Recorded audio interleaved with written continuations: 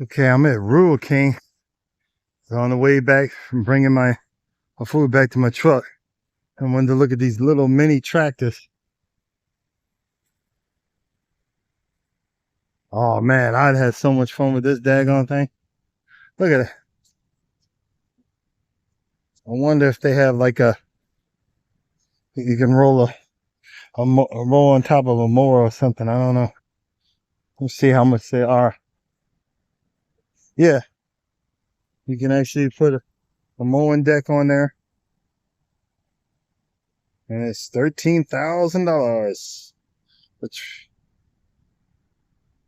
with attached loader 13,699, and the tractor by itself is $11,000. All you homesteaders, few acres of land, y'all would love to have that, wouldn't you? Okay, I'm at Rural King. So on the way back from bringing my food back to my truck, I wanted to look at these little mini tractors. Oh man, I'd had so much fun with this daggone thing.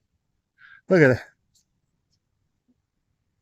I wonder if they have like you can roll a roll on top of a mower or something. I don't know.